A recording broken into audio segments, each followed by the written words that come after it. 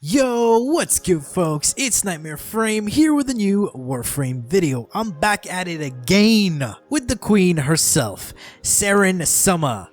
Come on, another Saryn video? What the Hey! Damn, not scare me. Sup man? What's good? Long time no see. This is the third one. What is wrong with you? Yo, listen up. Saryn is just something else, alright? I came to check on you, and you're doing another Saryn video? You've got issues, man. She's a game character. No booty for you. Can I, please? Fine, you do you. Clearly you don't want another 4-minute intro. Remember that?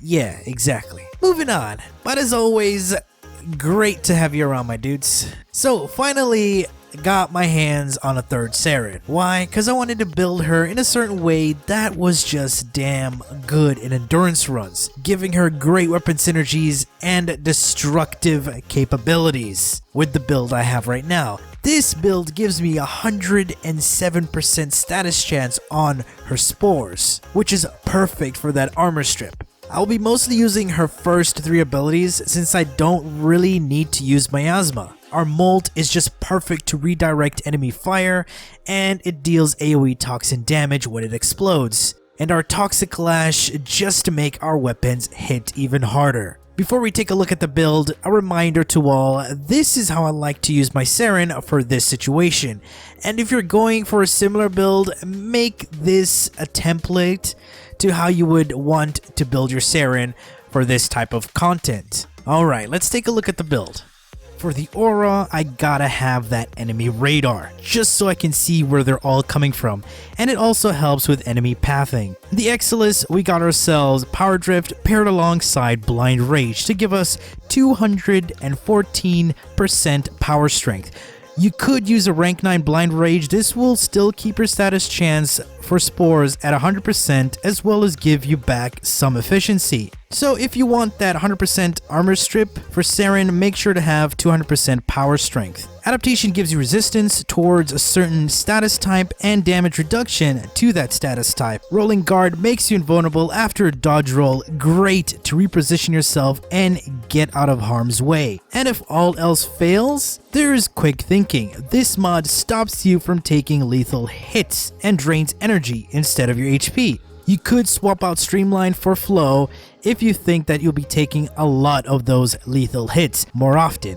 Now for the range, I've kept it under control with Stretch and Augur Reach. We do not need max range because we want to be in a controlled environment where we can spread our spores and pick up the loot without having to kill enemies miles away from where we're camping. And finally, Vitality for the health pool, and that also works really well with adaptation. Arcane Guardian for more defenses and helps with Quick Thinking's drain, and Arcane Energize to greatly replenish the energy lost upon energy orb pickup. Moving on to the weapons. Now for people who have the Zenith Star, you are fortunate, but for a pleb like me, I did not really use my melee as much here.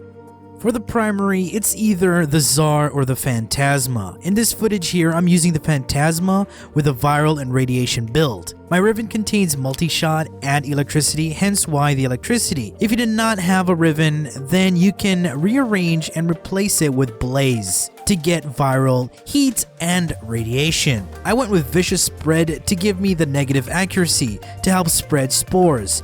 And when I use the alternate fire mode, the projectiles spread out and hit multiple targets at once. Why did I choose this weapon? Well, it's a better version of the Ignis to spread spores with Saryn. It hits like a truck, very good against nullifiers, and has innate radiation damage, which is damn good against ancient healers and perfect to cause confusion. The less time they spend trying to hit you, the more DPS you dish out and the faster you kill them. But the downside of this weapon is that you would need to either run a carrier or spawn some ammo pizzas. But a powerful alternative would be a viral Tsar with Hunter munitions. Just replace the Riven with Infected Clip to give you Toxin. Yes, this may hit harder than the Phantasma, but the downside is that it lacks the nullifier kill rate. But no worries, like what I did in my Vauban video, I used Magus Lockdown to counter the nullifiers. By void dashing near them, you're able to CC the nullifiers and leave them for an easy kill, since Magus Lockdown also makes contact with them through their shields.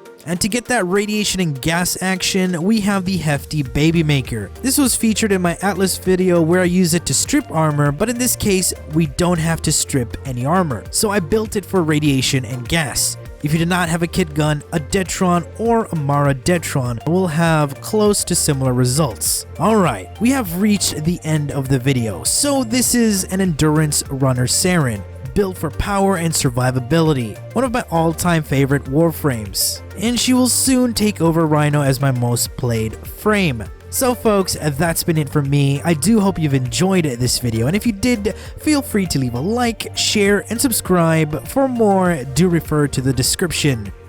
Thanks for watching, and as always, peace.